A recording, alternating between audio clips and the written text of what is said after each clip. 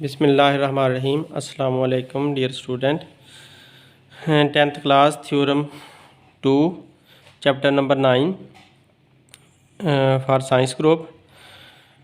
इसमें दूसरा थ्योरम आज हमने करना है। उसमें स्टेटमेंट ये है कि अ straight line drawn from the centre of a circle, एक सीधी लाइन जो कि किसी दायरे के मरकज़ से खींची गई है या खींची जाती है। टू बाइसेक्ट अ कार्ड, एक कार्ड को काटने के लिए, दो हिस्सों में काटने के लिए। टू बाइसेक्ट अ कार्ड, एक कार्ड को दो हिस्सों में बांटने के लिए। विच इज़ नॉट अ डायामीटर, जो कि डायामीटर नहीं है। कार्ड जो है वो सर्कल का डायामीटर नहीं होता। Is perpendicular to the chord, तो प्रूव ये करना है कि क्या वो कार्ड के परपेंडिकुलर है। तो फिर से सुने स्टेटमेंट यानी कि बयान। हमारा जो थ्योरम है, जो मसला है, उसका बयान ये है कि एक सीधी लाइन जो कि दायरे के सेंटर से या मरकज़ से खींची गई है, एक कार्ड को काटने के लिए। बाइसेक्ट का मतलब है काटना, दो हिस्सों में काटना। दो हिस्सों में काटने के लिए तो कार्ड की कुछ डेफिनेशन बता दी है उसने फिर से। Which is not a diameter, chord diameter नहीं होता। तो is perpendicular to the chord, तो क्या वो कार्ड के परपेंडिकुलर है।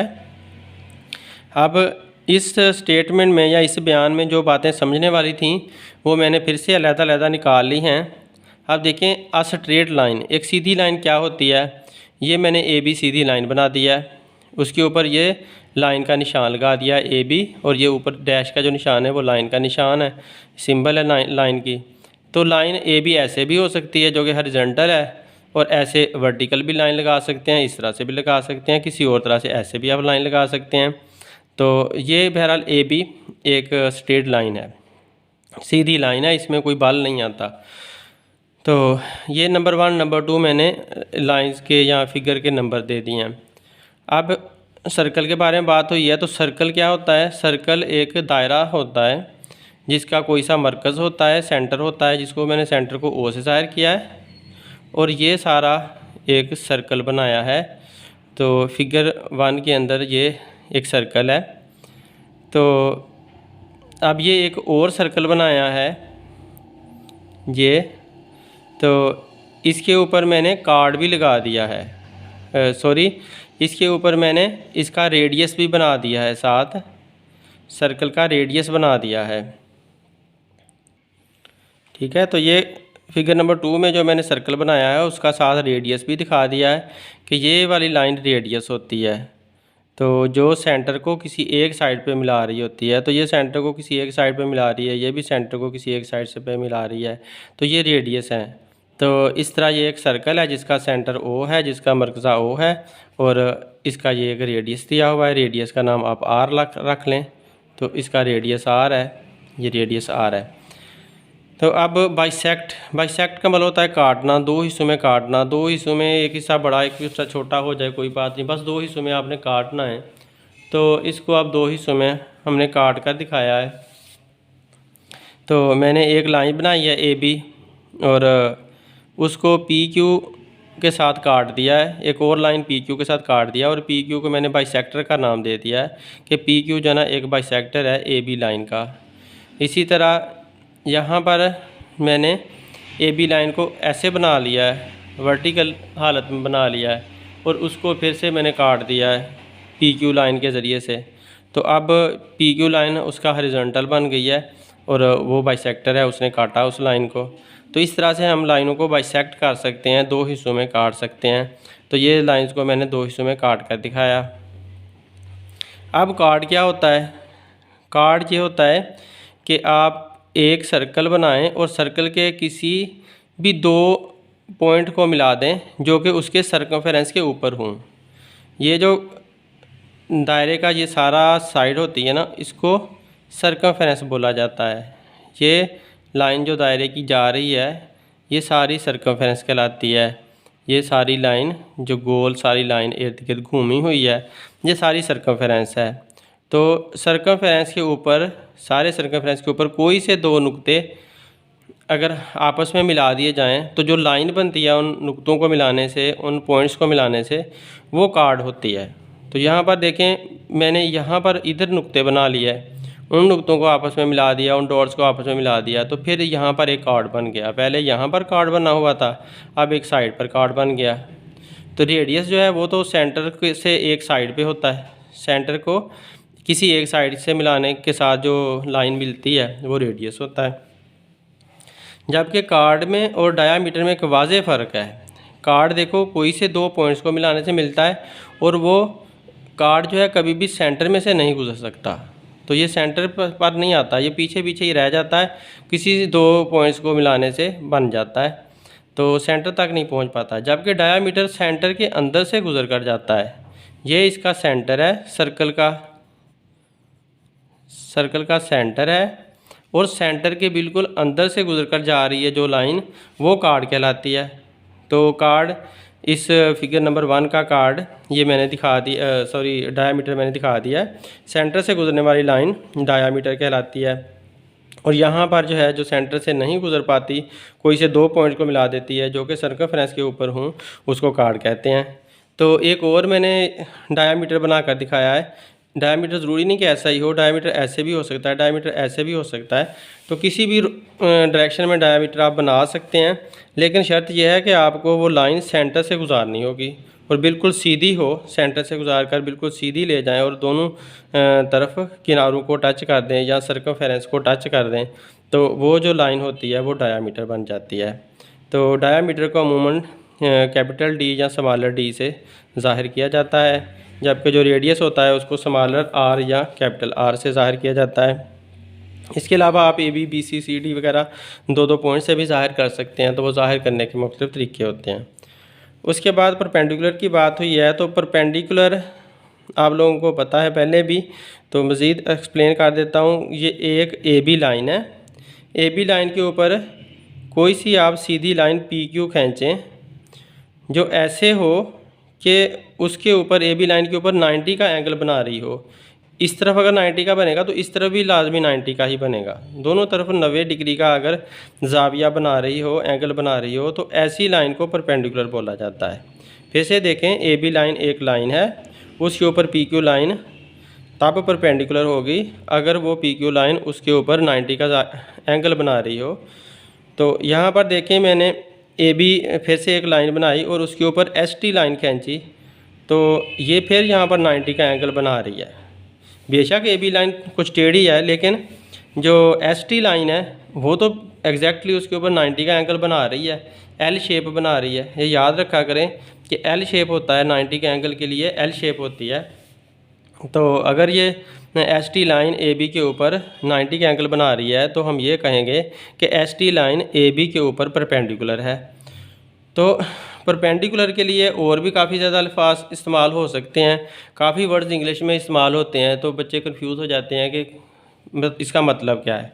तो ये सारे वर्ड्स याद रख लें आप एक ही दफ़ा। परपेंडिकुलर का मतलब नॉर्मल भी होता है, यानी कि 90 का डिग्री का एंगल, राइट भी होता है यानी कि राइट एंगल, 90 डिग्री का एंगल, रेक्टेंगुलर भी होता है यानी कि 90 का एंगल। रेक्टेंगल एक डायग्राम का नाम है, उसके कॉर्नर क्योंकि 90 के होते हैं सारे, तो इस वजह से इसको रेक्टेंगुलर भी बोला जाता है। या रेक्टेंगुलर कंपोनेंट 90 वाले अज्जा, तो ये रेक्टेंगुलर भी 90 को ही शो करता है। तो ये सारे मिलकर आपस में 90 डिग्री को शो करते हैं, और इनको ज़ाहिर करने के लिए ये उल्टा टी इस्तेमाल किया जाता है कि 90 को ज़ाहिर करने के लिए थ्योरम में आमतौर पर उल्टा टी इस्तेमाल करते हैं, जिसको इज़ परपेंडिकुलर बोला जाता है।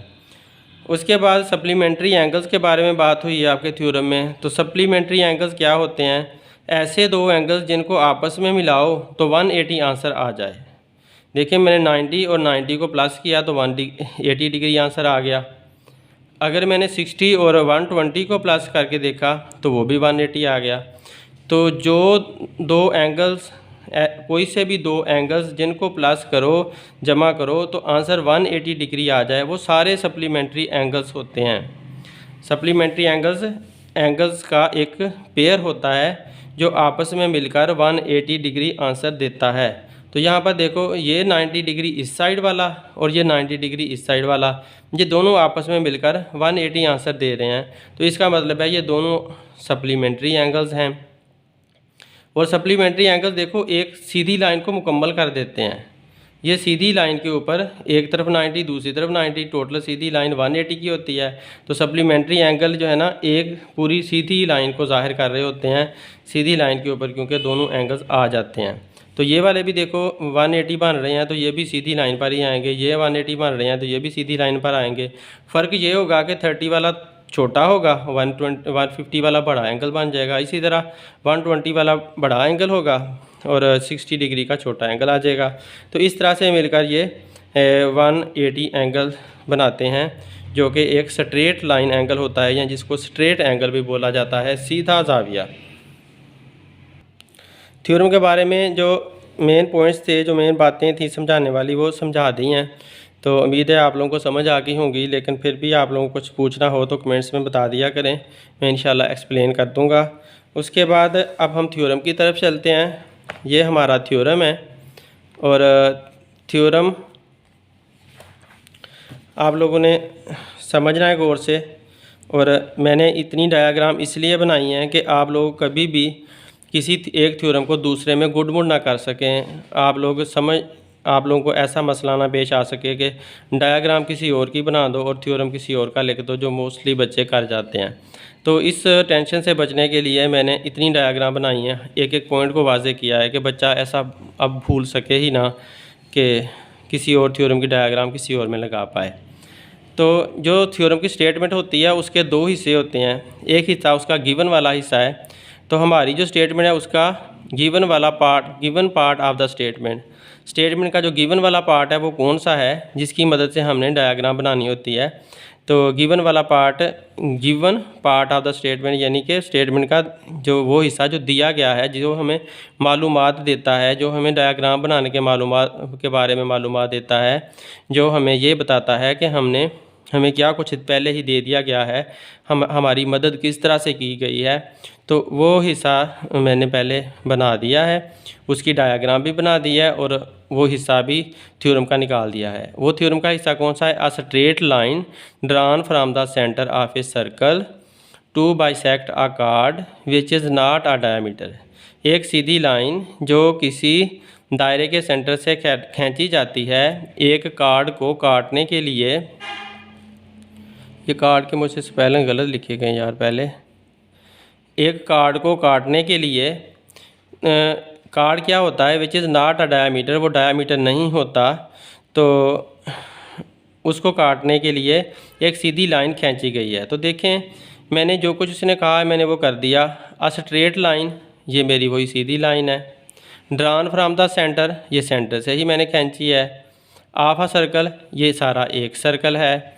इस सर्कल के टू बाइसेक्ट अ कार्ड, ये एक कार्ड है, उसको बाइसेक्ट करने के लिए ये उसको बाइसेक्ट कर रही है, यानी कि उसको आधा आधा कर रही है। तो फिर कार्ड क्या है? विच is not a diameter, card देखो डायमीटर भी नहीं है, वो एक साइड पे है बिल्कुल, क्योंकि डायमीटर का मैंने बताया वो तो दरमियान से गुजरना था। तो इस तरह से ये जो गिवन की बातें हैं उनको सामने रख कर मैंने ये डायग्राम देखें बना ली है। फिर से एक दफ़ा देख लो। अ स्ट्रेट लाइन, ये सीधी लाइन है। Drawn from the centre, centre से खींची गई है। ऑफ अ सर्कल, ये एक सर्कल है उसकी। टू बाइसेक्ट अ कार्ड, एक कार्ड को बाइसेक्ट करने के लिए ये कार्ड है और उसको ये बाइसेक्ट कर रही है। विच इज़ नॉट अ डायमीटर, और कार्ड डायमीटर नहीं है, क्योंकि डायमीटर तो यहाँ पर होता है, बिल्कुल दरमियान से गुजरता है। तो ये सारी बातें उसने बताई थी, मैंने उसकी बातों से मदद लेकर मैंने अपनी एक डायग्राम बना ली। अब गिवन में क्या है, जो बातें हमने यहाँ पर बनाई हैं ना, जो हमने उसकी हेल्प से, उसकी स्टेटमेंट की हेल्प से, उसके गिवन वाले हिस्से की हेल्प से हमने डायग्राम बनाई है, वो हमने अब अपने अल्फाज में यहाँ पर बातें लिख देनी हैं। तो हमने ये लिख देना है, M is the mid point of any chord A B. कोई सा कार्ड जो ए बी है, एम उसका मिड पॉइंट है, दरमियान वाला नुक्ता है। Of a circle with centre O, ये जो कार्ड है वो एक सर्कल के ऊपर है जिसका सेंटर ओ है। ये एक सर्कल है, उसका सेंटर ओ है, वहाँ पर ये कार्ड है बना हुआ। Where chord A B is not the diameter of the circle, ये उसने थोड़ी सी डेफिनेशन की थी, मैंने भी वही वाली डेफिनेशन दोबारा लिख दी है कि जो ए बी कार्ड मैंने बनाया है ना, वो देख लो डायमीटर भी नहीं है। ए बी कार्ड मैंने साइड पे बनाया है, अंदर मैंने नहीं बनाया, तो वो डायमीटर नहीं है, तो मैंने उनको वाजे कर दिया है। तो अब उन्होंने जो टू प्रूव यानी कि प्रूव करने के लिए जो उन्होंने हिस्सा दिया था, साबित करने का जो उन्होंने हिस्सा अपने बयान में बताया था, अपनी स्टेटमेंट में बताया था, वो क्या था? वो ये था, part of the statement. To prove part of the statement, साबित करने के लिए जो उनकी स्टेटमेंट का हिस्सा था वो क्या था? वो ये था, is perpendicular to the chord, कि वो जो लाइन होगी ना वो कार्ड के परपेंडिकुलर होगी, ये साबित करके बताओ। ये साबित करो आप कि जो आप लोगों ने लाइन खींची है is perpendicular to the chord, वो कार्ड पर परपेंडिकुलर भी है कि नहीं है। तो ये पीछे सारा वही थ्योरम आ जाता है, is perpendicular to the chord, ये बात हमने साबित करनी है, प्रूव करनी है। तो मतलब ये कि इसको डायग्राम में अगर देखा जाए तो ये है कि ये जो हमने बनाया हुआ है, क्या वो 90 के एंगल देता है कि नहीं देता दोनों तरफ। 90 के एंगल देने का मतलब यह है कि क्या वो राइट एंगल पे है, क्या वो परपेंडिकुलर है। तो क्योंकि 90 का एंगल परपेंडिकुलर ही होता है, तो क्या वो 90 के एंगल देता है? अगर वो 90 का एंगल दे देगा तो हम कह देंगे कि वो परपेंडिकुलर है। तो ये बात हमने साबित करनी है। तो जो बात हमने साबित करनी है वो हमने अपने अल्फाज में यहाँ पर लिख दी है, O M, line O M is perpendicular, ये जो साइन है परपेंडिकुलर का है, द कार्ड ए बी, के ओ एम लाइन, ये जो ओ एम लाइन है वो कार्ड ए बी के परपेंडिकुलर है, या O M line A B chord के परपेंडिकुलर है। ये बात हमने साबित करनी है। अब कंस्ट्रक्शन में क्या किया, मुझे इससे साबित नहीं हो पा रहा था, अपनी इस डायग्राम से मैं सही नहीं साबित कर पा रहा था, इसलिए मुझे कुछ और थोड़ा सा काम करना पड़ा। मतलब यह कि मुझे कुछ एक्स्ट्रा ऐड करना पड़ा। जो उन्होंने डायग्राम दी थी वो ये वाली दी थी, उनकी डायग्राम के अंदर मुझे कुछ एक्स्ट्रा ऐड करना पड़ा, तो वो मैंने कंस्ट्रक्शन में लिख दिया। तो क्या किया कि ये जो उनकी डायग्राम थी उसमें ए को ओ से मिला दिया, इसके अलावा बी को भी ओ से मिला दिया। एक काम तो ये किया, ओ को ए से भी मिलाया, ओ को बी से भी मिलाया, एक ये काम किया। दूसरा काम ये किया कि इस तरफ 1 लिख दिया, इस तरफ 2 लिख दिया। ये एंगल से पता नहीं बड़े थे छोटे थे क्या थे, तो 90 के थे या नहीं थे, तो इन एंगल्स का पता तो नहीं था, लेकिन फिर भी इनके नाम 1 और 2 रख दिया। ठीक है, तो इन दोनों एंगल्स के मैंने नाम रख दिए। तो join A and B with centre O, A और बी को ओ के साथ जोड़ दिया। Right 1 and 2 as shown in the figure, इधर 1 और 2 लिख दिया। राइट एंगल्स, ये एंगल का निशान है, right angles 1 and 2 as shown in figure, figure के अंदर जैसा कि दिखाया गया है। एक जाविया 1 रख दिया, एक जाविया 2 रख दिया, एंगल 1 और 2 नाम रख दिए। अब मैंने मज़ीद अच्छा समझने के लिए, समझाने के लिए ऐसा किया कि ये जो ए ओ एम है एक ट्राइंगल है, इसको एक साइड पे निकाल कर लिख दिया, और दूसरी तरफ है ना O M B, O B M या ओ एम बी, ये दूसरी ट्राइंगल थी, उसको दूसरी तरफ निकाल कर लिख लिया। ये दोनों इकट्ठी जुड़ी हुई थी, इनकी दीवार बड़ी साझी थी, मुश्तरक थी या कॉमन थी इनकी, ये दरमियान वाली ओ एम लाइन। तो मैंने ओ एम लाइन को उसी तरह से कुछ दूर कर दिया है, लेकिन ओ एम नाम वैसे ही रख दिया है, तो कॉमन नाम ही रख दिया है। तो ओ एम से इनको काट करना, दोनों को अलग-अलग कर दिया है, ताकि बच्चे आसानी के साथ समझ सकें कि यहाँ पर देख लें 2 ट्राइंगल्स ही हैं। अब इन दोनों ट्राइंगल्स के अंदर देखते हैं हमारा प्रूफ का मतलब है बयानात देने हैं और दलाइल देने हैं, स्टेटमेंट्स बयानात देने हैं, रीज़न्स उसकी वजह भी बतानी है। जैसे कि चोर चोरी करता है तो उसकी चोरी पकड़ी जाती है, तो किसी को शक होता है, कन्फर्म नहीं होता, तो अदालत में मसला चला जाता है, जज फिर उनको फ़ैसला सुनाता है, और उधर से एक चोर की तरफ से वकील होता है, वो अपने बयान दे रहा होता है और दलाइल दे रहा होता है, और एक मालिक की तरफ से होता है जिसकी चोरी हुई होती है, उसकी तरफ से वकील होता है, वो अपने बयान और दलाइल दे रहा होता है। तो इस तरह से वो चोरी को साबित करने की कोशिश कर रहा होता है, और वो जो चोर होता है वो ना साबित होने की कोशिश कर रहा होता है। फिर जो जीतता है तो उसकी तरफ जज फैसला सुना देता है, जज को जो बात सही लग रही होती है जिस वकील की, उस तरफ वो सुना देता है उसको फ़ैसला। तो इस तरह से ये जो ना फैसला हो जाता है। अब देखें कि इसकी जो स्टेटमेंट है, in triangle O A M, triangle O A M के अंदर, ट्राइंगल ओ ए एम, इसका ना डबल एरो वाला है, एक ये साइन शो किया है जिसका मतलब होता है कोरिस्पोंडेंस या मुताबिकत। और ये जो ट्राइंगल का साइन है ये भी ट्राइंगल का साइन है।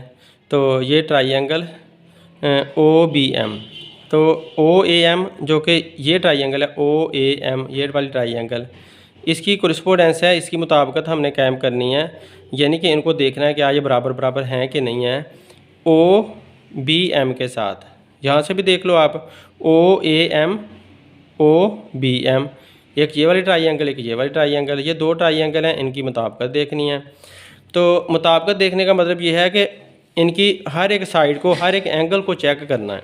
अगर आपको 3 साइडें या 3 एंगल बराबर बराबर मिल जाते हैं तो आपने कह देना कि दोनों ट्राइंगल बराबर हैं। जैसा कि आप 2 लड़के खड़े हैं, आपने देखना है कि एक की हाइट दूसरे की हाइट के बराबर है, एक का कंधा दूसरे के कंधे के बराबर है और एक का नाक दूसरे के नाक के बराबर है। तो 3 चीज़ें बराबर बराबर मिल गई, समझो लड़के बिल्कुल ही बराबर हैं, एक जैसे हैं। तो इस तरह से हमने ये 3 चीज़ों से मुकम्मल अंदाज़ा लगा लेना। उनकी बाजू भी उनके बराबर होंगी, उनकी टांगें भी बराबर होंगी, तो काफ़ी ज़्यादा चीज़ें फिर हमें बराबर मिल जाएंगी। तो इस तरह से यहाँ पर 2 ट्राइंगल हैं, उन 2 ट्राइंगल को देखना है कि वो ये वाली OAM OBM के बराबर है कि नहीं है। तो पहले मैंने देखा मेजरमेंट, M फॉर मेजरमेंट है, यानी कि पैमाइश करने से AM, ये जो AM है वो बराबर है मेजरमेंट BM के, ये BM है। AM is equal to BM, या मेजरमेंट ऑफ लाइन AM, ये लाइन का निशान है। लाइन AM, ये वाली लाइन बराबर है लाइन BM के, ये BM लाइन है। इसकी मेजरमेंट से मेजरमेंट करके देखें तो ये बराबर हैं। ये कैसे पता चला? गिवन से पता चलता है। गिवन में आप जाकर आप देखो कि M is the mid point, क्योंकि मिड पॉइंट की बात की हुई है ना, M को मिड पॉइंट मैंने कहा हुआ है, या उस बंदे ने भी M को इसको बाइसेक्ट कहा था ना, तो इस वजह से मिड पॉइंट कहा था उसने, तो मिड पॉइंट की तरफ इशारा दिया था। तो M क्योंकि मिड पॉइंट है तो लिहाजा हम ये कहेंगे कि AM बराबर है BM के। तो इस वजह से उसने AM बराबर है BM के कह दिया कि गिवन से हमें ये बात पता चली थी। तो उसके बाद ये देखते हैं कि OA बराबर है OB के। तो OA बराबर है OB के, या measurement of line OA, measurement of line OA, इस लाइन की पैमाइश करें तो ये इस लाइन की पैमाइश के बराबर है मेजरमेंट ऑफ लाइन OB। यहाँ से ज़्यादा पता चलेगा आपको, OA मेजरमेंट ऑफ लाइन बराबर है OB मेजरमेंट ऑफ लाइन के। तो ये क्या होते हैं? ये रेडियस है, एक ये रेडियस है, एक ये भी रेडियस है, दोनों रेडियस हैं। जैसा कि पीछे मैंने डायग्राम के अंदर दिखाए हैं कि ये रेडियस होते हैं। किसी भी तरफ जो लाइन सेंटर से किसी भी तरफ को जाती है तो वो रेडियस होती है। तो यहाँ पर क्योंकि 2 रेडियस हैं इसलिए उनको रेडियाई का नाम दे दिया उसने। ये दोनों, एक ये वाला रेडियस है OA, एक OB ये वाला रेडियस है। तो दोनों OA रेडियस और OB रेडियस क्योंकि एक ही सर्कल के ऊपर हैं, एक ही सर्कल के ऊपर हैं, तो लिहाजा ये बराबर बराबर होंगे।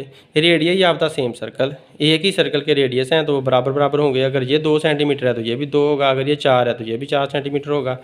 सर्कल जो एक ही है, सर्कल बनाया ही रेडियस की वजह से जाता है, और रेडियस जितनी कंपास खोली जाती है और ऐसे गोल घुमा दी जाती है, तो लिहाजा जितना रेडियस होता है सारा सर्कल इर्द गिर्द में उतना ही फैला हुआ होता है। तो इस वजह से वो बराबर बराबर आ गया। तो रेडियस की प्लूरल होती है। रेडियस को अगर जमा में लिखोगे ना तो रेडियाई लिखोगे, और रेडियाई को अगर सिंगुलर में लिखोगे तो वो रेडियस लिखोगे। ठीक है। उसके बाद एक और चीज़ देखो, यहाँ पर जो OM है वो दोनों का है, इसका भी है इसका भी है। तो यहाँ पर भी मैंने OM और OM कॉमन लिखा हुआ है, तो दोनों का कॉमन है OM। Measurement of OM is equal to measurement of OM। तो इन दोनों की जो पैमाइश है ना वो बराबर बराबर है, और ये लाइन का निशान ऊपर ज़रूर लगाना है वरना आपके नंबर कट जाने हैं। तो लाइन नहीं, कोई निशान नहीं भूलना आप लोगों ने थ्योरम का। तो इस तरह से ये सारे बराबर बराबर आ गई हैं। 3 चीज़ें देखो बराबर मिल गई हैं, एक ये वाली लाइन, एक ये वाली लाइन, एक ये वाली लाइन। मतलब ये है कि एक ये लाइन बराबर मिली है, एक ये लाइन बराबर मिली है, एक ये लाइन बराबर मिली है। इसकी ये OB लाइन इसकी OA के बराबर मिल गई है, और इसकी AM लाइन इसकी MB के बराबर मिल गई है, और इसकी OM इसकी भी OM ये भी बराबर मिल गई हैं। तो 3 लाइंस या 3 साइड्स बराबर बराबर हमें मिल चुकी हैं। अगर 3 साइड्स बराबर बराबर हैं तो पूरी की पूरी ट्राइंगल बराबर है। ये सारी की सारी ट्राइंगल इस सारी की सारी के बराबर है, या यूँ कहो कि ये सारी की सारी ट्राइंगल इस सारी की सारी के बराबर है। और क्या चीज़ें बराबर होंगी फिर? और ये बराबर होंगी कि इसका ये ए एंगल इसके बी एंगल के बराबर होगा, इसका ओ एंगल इसके ओ एंगल के बराबर होगा, इसका वन एंगल फिर इसके टू के बराबर होगा। ये अकेले को क्यों ऐसे रहने देना है? तो सारे के सारे बराबर हो गए, सारे एंगल्स भी बराबर हो गए, सारी साइड भी बराबर हो गई। अब जो मर्ज़ी इनके बारे में बातें कहते रहो, वो सारी बातें सच्ची ही होंगी, ठीक ही होंगी। तो बात यही रह गई है कि अब क्योंकि ये तीन चीज़ें बराबर मिल गई हैं, तो लिहाजा ये पूरी की पूरी ट्राइंगल कंग्रुएंट हैं। ये कंग्रुएंट का निशान लगाया, ये इक्वल के लगाए हुए थे, अब ये कंग्रुएंट का निशान लगा दिया कि वो तकरीबन बराबर बराबर आ चुकी हैं ट्राइंगल। एस एस एस इसका मतलब है एक साइड, दूसरी साइड, तीसरी साइड, तीन साइड्स या तीन सेगमेंट कंग्रुएंट हैं तीन सेगमेंट के। एक ट्राइंगल के तीन साइड्स दूसरी ट्राइंगल की तीन साइड्स के बराबर बराबर आ गई हैं या कंग्रुएंट आ चुकी हैं। तो इस तरह से दोनों ट्राइंगल बराबर बराबर हो गई हैं। जिन ट्राइंगल की हम कोरिस्पोंडेंस देख रहे थे ना, उन्हीं ट्राइंगल के अंदर वो कोरिस्पोंडेंस का साइन हटाकर हमने कंग्रुएंस का साइन लगा दिया है, क्योंकि वो हमें बराबर बराबर मिल चुकी हैं। तो अब हमें क्योंकि ये ट्राइंगल बराबर बराबर मिली हैं, तो इससे हमने ये नतीजा निकाला कि उनके जो एंगल हैं ना वो भी बराबर बराबर हैं, 1 और 2 भी बराबर बराबर हैं, 1 और 2 भी बराबर बराबर ही होंगे। जैसे कि मैंने कहा कि ओ के बराबर है, ए बी के बराबर है, तो 1 और 2 भी बराबर बराबर होंगे। हर एक चीज़ जो उनकी बराबर मिल गई है। कोरिस्पोंडिंग एंगल्स ऑफ कंग्रुएंट ट्राइंगल, मतलब ये कि जो ट्राइंगल बराबर होती हैं तो उनको मुताबिकत रखने वाले उनके जो एंगल्स होते हैं वो भी बराबर होते हैं। तो मुताबिकत रखने वाले एंगल 1 और 2 थे, उस कुछ एंगल में थे, तो वो एंगल भी बराबर हैं। अब अगर 1 और 2 एंगल को प्लस करें, इन दोनों एंगल्स को प्लस करें, ये दोनों एंगल, तो measurement of angle 1 plus measurement of angle 2, तो टोटल एंगल बन जाता है सीधा एंगल ए एम बी, सीधा एंगल बन जाता है ए एम बी। तो ए एम बी एक स्ट्रेट एंगल है, स्ट्रेट एंगल 180 डिग्री का होता है। तो इसके बारे में हम रीज़न दे देंगे। एडजेसेंट सप्लीमेंट्री एंगल्स, एडजेसेंट मतलब साथ साथ जुड़े हुए। एडजेसेंट का मतलब क्या होता है? साथ साथ जुड़े हुए। मिसाल के तौर पर आपके कंधे के साथ कोई और इंसान कंधा मिलाकर बैठ जाता है, तो वो आपके साथ जुड़ा हुआ है, इसको एडजेसेंट का वर्ड बोलेंगे।